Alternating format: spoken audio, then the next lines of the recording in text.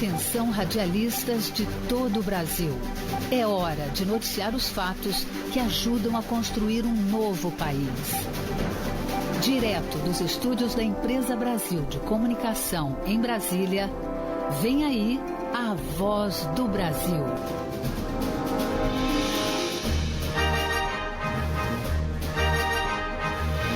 Em Brasília, 19 horas.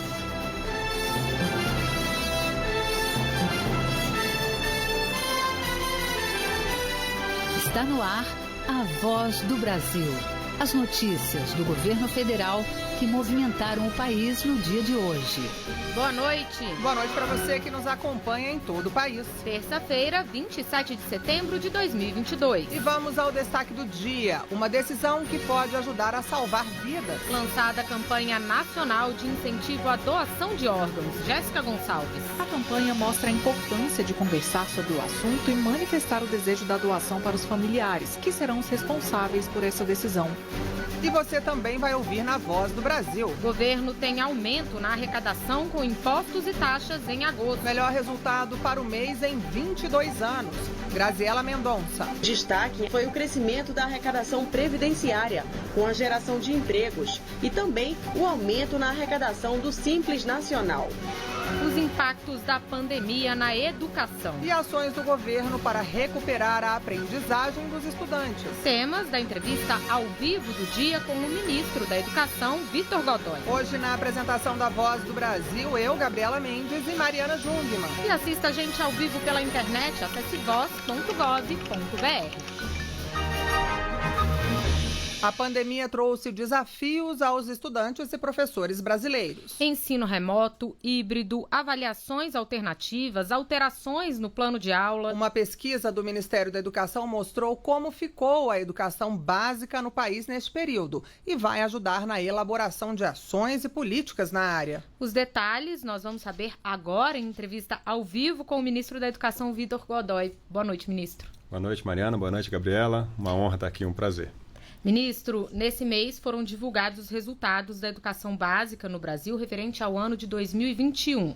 Que levantamentos são esses e o que eles mostram para a gente? Bom, isso trata da nossa avaliação que nós fazemos a cada 2 anos da educação básica. Então, nós aplicamos provas em todas as escolas brasileiras praticamente, né? Em algumas etapas da educação básica. Então, a gente pega, por exemplo, o aluno do 2º ano, o aluno do 5º ano, o aluno do 9º ano e o aluno do 3º ano do ensino médio. Então, são algumas etapas importantes que caracterizam essas transições, né, do ensino fundamental para o médio e do período da alfabetização, que é o 2º ano. Essa pesquisa, ela traz resultados importantes, não só para a gente compreender o nível de proficiência dos nossos estudantes na educação básica, mas também servem de subsídio para a gente calcular o famoso IDEB, que é aquele índice de qualidade, né, da educação básica, e que serve também para a gente distribuir os recursos de algumas políticas educacionais para os estados e municípios. Então, é uma avaliação muito importante que é feita a cada 2 anos. E o que essa avaliação mostra nesse ano agora de 2021? Que houve um impacto, né, em especial por conta do fechamento prolongado das escolas, em especial em língua portuguesa no 2º ano, que é justamente o período da alfabetização. Matemática no 2º ano também teve um impacto, não tão significativo, mas houve sim um impacto a ser considerado. E nas demais etapas, né, nas demais disciplinas, né, que inclui também ciências no 9º ano e português e matemática nos demais anos, a gente verificou uma redução na proficiência dos estudantes, mas não foi uma redução tão significativa quanto algumas pessoas falavam, né, que a educação brasileira ia retroceder 30, ia retroceder 20, 10 anos. A gente mostrou que esse impacto realmente foi na etapa da alfabetização. Ministro, e esse resultado, esse impacto na alfabetização, ele era esperado? O que o Ministério pretende fazer sobre isso? É esperado, era muito esperado, porque alfabetizar uma criança exige técnica.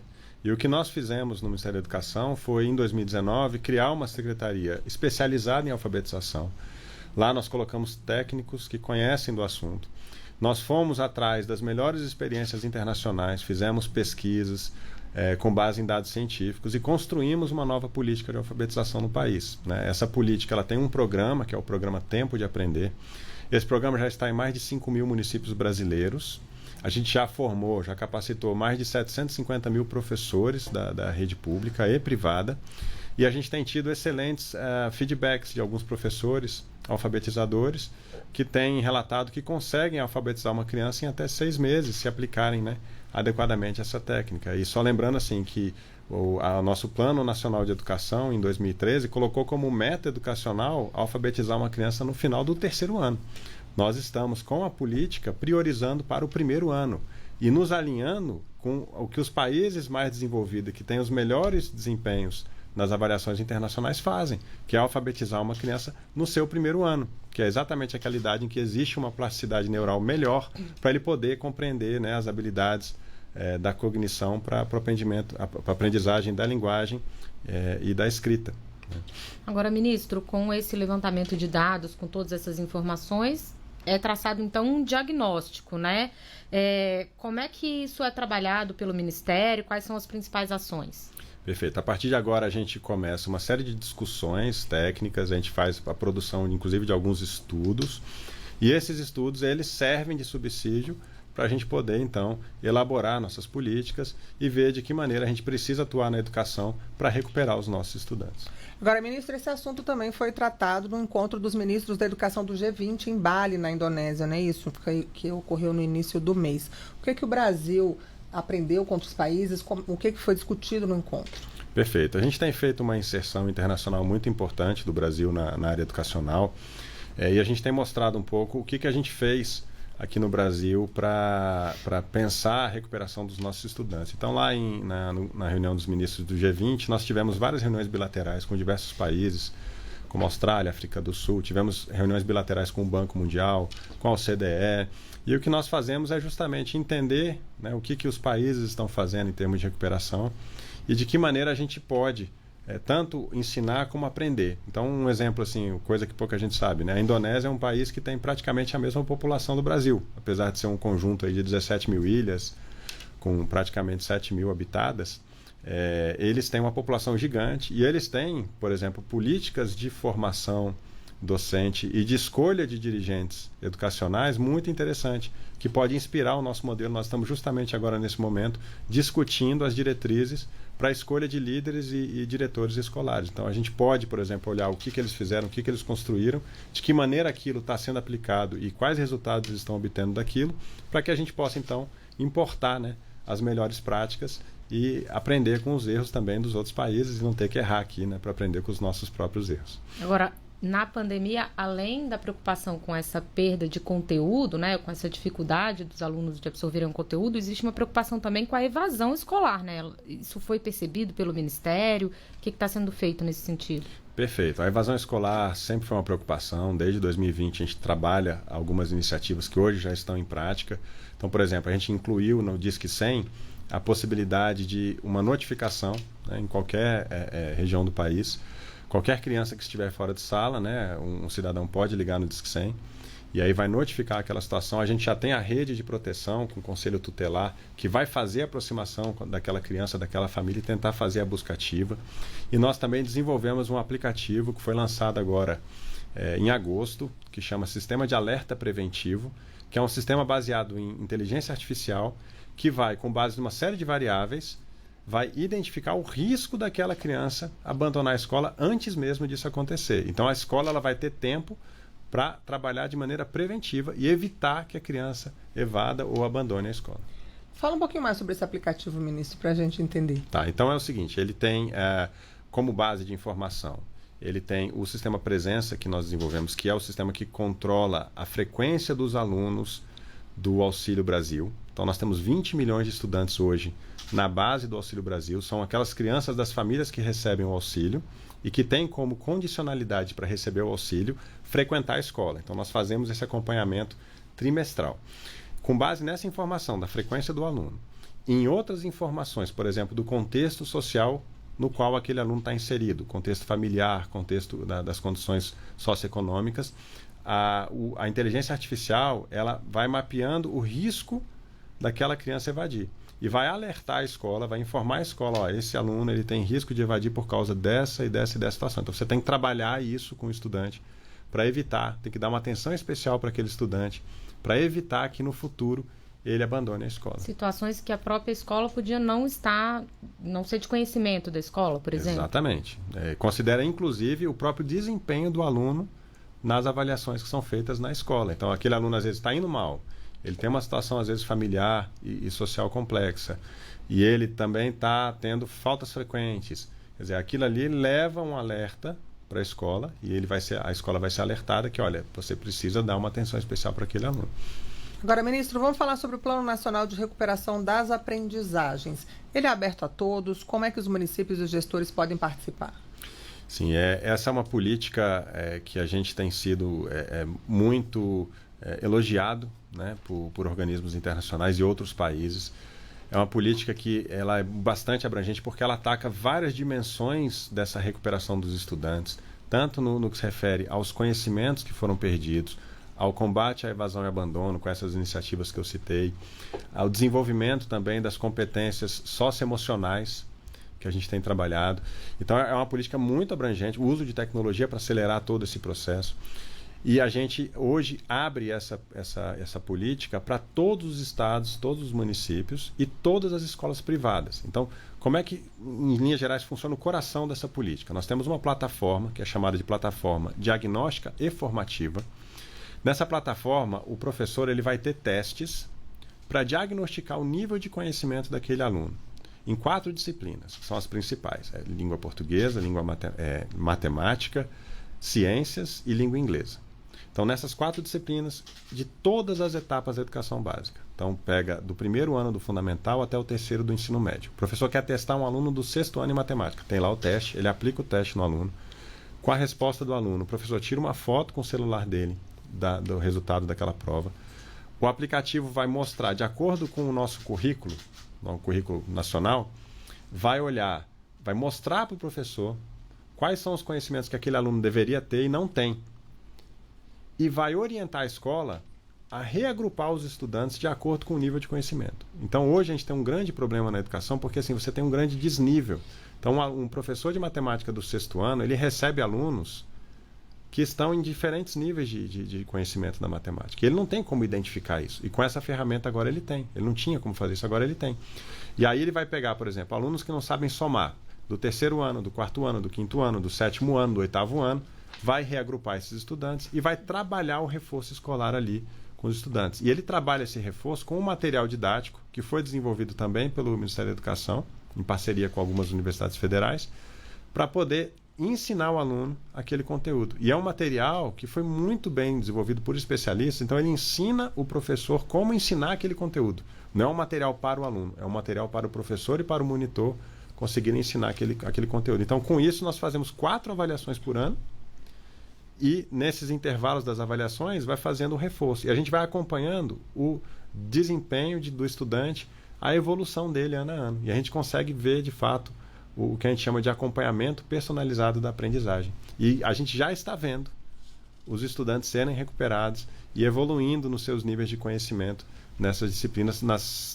Praticamente são 6 milhões de crianças hoje que estão utilizando essa ferramenta. Acaba trabalhando, então, nas 2 frentes, né? Com a escola e os docentes e com os alunos. Exatamente. A gente acaba auxiliando o professor, então a ferramenta com o uso de tecnologia, e o estudante a recuperar aquele conteúdo e não ficar para trás. Então, a gente, inclusive, tem nessa nossa plataforma o link com a nossa política de alfabetização. Então, hoje, o professor ele tem condição, durante o ano, de identificar se aquele aluno, por exemplo, ele está ficando para trás no processo de alfabetização. E aí vai conseguir trabalhar com as abordagens pedagógicas adequadas a recuperação do aluno e ensinar ele a ler e escrever, independentemente da série que ele esteja. Ele pode estar no 5º ano, que tem muito aluno hoje no Brasil, no 5º, no 6º, no 7º ano, que não sabe ler e escrever. Existe isso, e a gente diagnosticou isso nessa nossa plataforma, né? Se a gente pegar, por exemplo, só um exemplo da situação que a nossa educação brasileira estava em abril de 2021.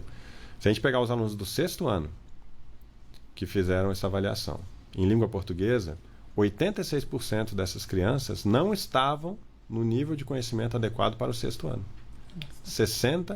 86%. E dessas, praticamente 33%, ou seja, 1/3, não estavam devidamente alfabetizadas no 6º ano. Então é um déficit que se somou da pandemia, né? Ele vem já desde trás, porque quando a gente fez o SAIB de 19, por exemplo, a gente já diagnosticou uma situação muito crítica.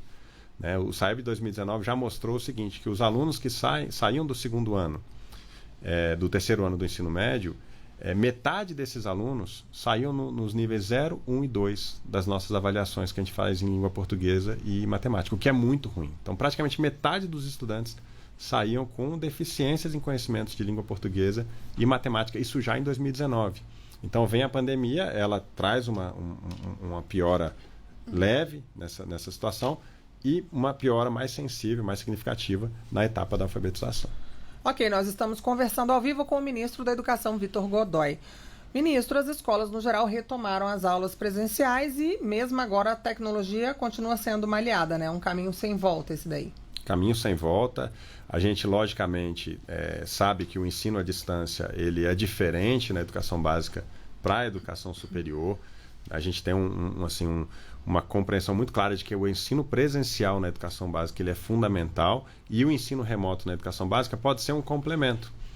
Ele pode ser, às vezes, no contraturno, uma atividade, um curso, às vezes, que aquela escola não oferta, aquela região não oferta e o aluno vai ter acesso por meio da tecnologia. Mas a tecnologia ela é fundamental, inclusive, para a adoção de ferramentas como essa que eu citei, né? Da plataforma que vai auxiliar o professor. Você tem outras plataformas que a gente desenvolveu que ajudam o professor a corrigir a redação do aluno, com uso também de inteligência artificial. Então, a tecnologia hoje é um grande aliado, uma grande aliada, e a gente está fazendo já um movimento muito forte de conectar as escolas brasileiras. Em 2019, a gente tinha 38 mil escolas brasileiras sem conectividade. 38 mil escolas. Ano que vem nós vamos zerar. Hoje nós temos algo em torno de 12 mil escolas sem internet e ano que vem nós vamos zerar o número de escolas sem conectividade. Foi bom o senhor ter mencionado o ensino superior. Vamos começar a falar um pouquinho desse assunto. Então, a gente está caminhando agora para o final de alguns processos, né, seletivos do MEC no ensino superior, né, ProUni, SISU, FIES. E aí, queria que o senhor falasse um pouquinho dessas políticas, como é que elas funcionam. Perfeito. A gente tem 3 processos importantes, que é o SISU, é o primeiro deles, né, que é o acesso às universidades federais. Então, aqueles alunos melhores colocados ali em geral, né, do Enem, eles vão escolher as universidades federais. Depois disso, a gente tem o ProUni. O ProUni são bolsas integrais e parciais. ProUni são bolsas para alunos com um limite ali de renda familiar, então a gente atende aqueles mais necessitados e eles vão ter a oportunidade de estudar em escolas privadas, né, em faculdades privadas, universidades privadas, com bolsa do governo. E depois do ProUni você tem o FIES, que o FIES é o financiamento estudantil, né, que aí também vai dar o acesso a alguns estudantes. Só esse ano, no SISU, nós tivemos 287 mil vagas, né, no processo seletivo. No ProUni nós ofertamos algo em torno de 473 mil vagas, mil bolsas, né, de bolsas integrais, e é um número muito significativo. E no FIES algo em torno aí de 110 mil vagas. Então a gente atende algo em torno aí de quase 900 mil a 1 milhão de estudantes para facilitar o acesso ao ensino superior. Tá joia, ministro. Infelizmente, o nosso tempo acabou. Nós conversamos ao vivo com o ministro da Educação, Vitor Godoy. Muito obrigada pela presença aqui à Voz do Brasil. Muito obrigado, Gabriela. Muito obrigado, Mariana.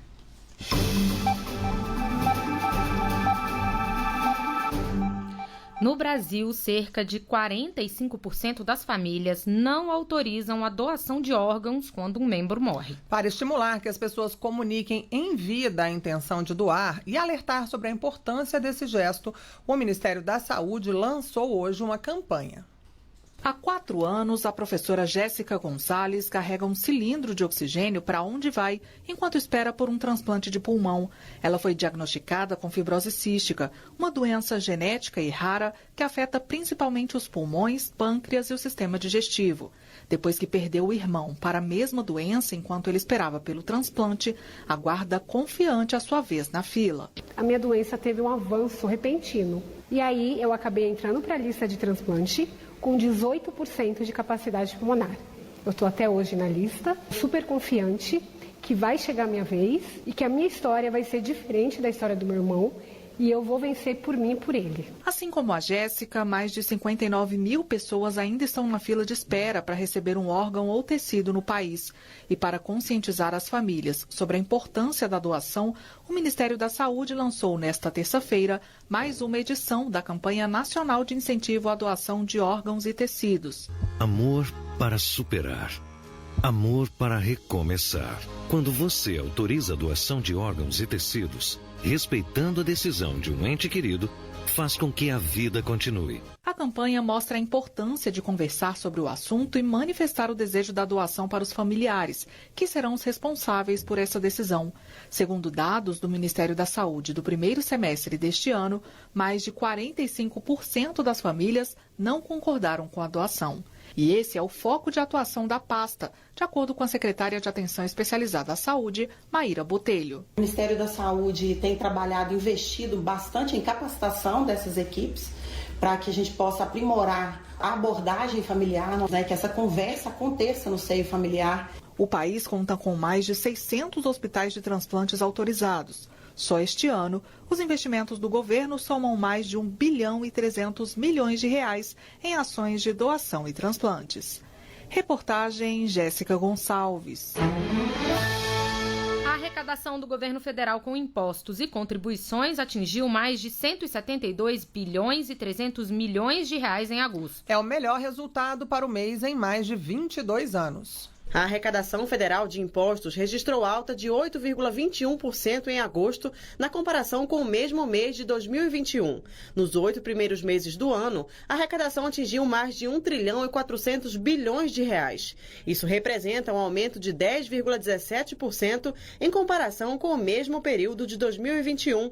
É o melhor desempenho arrecadatório desde o ano 2000, tanto para o mês de agosto quanto para os 8 primeiros meses do ano. De acordo com a Receita Federal, os destaques foram os recolhimentos do Imposto de Renda de Pessoa Jurídica e da CSLL, a contribuição social sobre o lucro líquido das empresas. No caso da tributação sobre o lucro líquido das empresas, o setor de petróleo teve forte influência, como aponta o coordenador de Previsão e Análise da Receita Federal, Marcelo Gomide. Nós tivemos arrecadações bastante elevadas associadas aos setores de mineração, ao setor de refino de combustível e à extração também de combustível.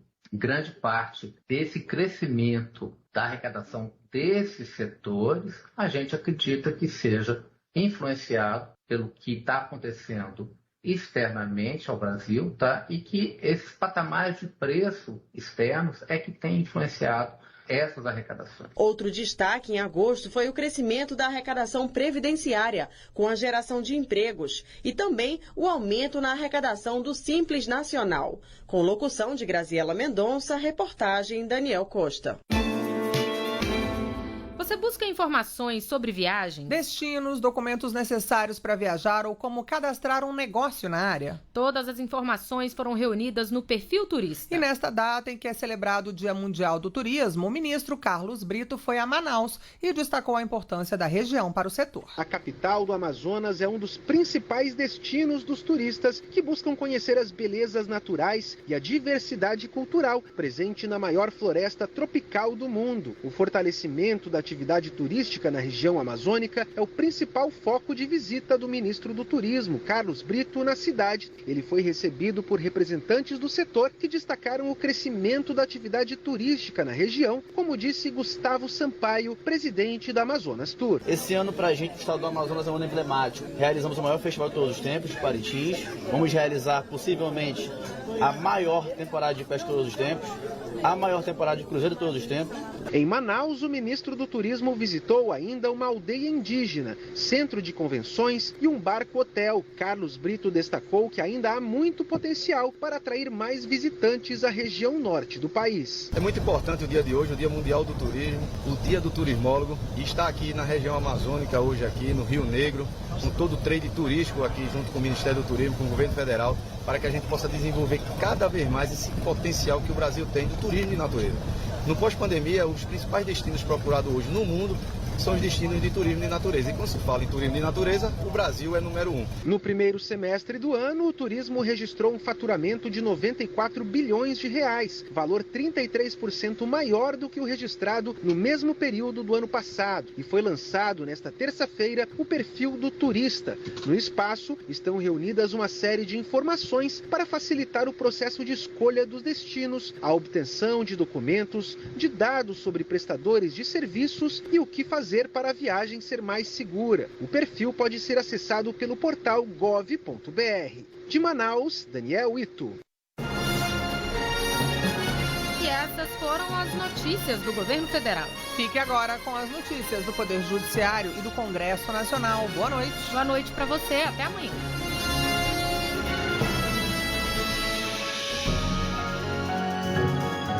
A Voz do Brasil. Governo Federal.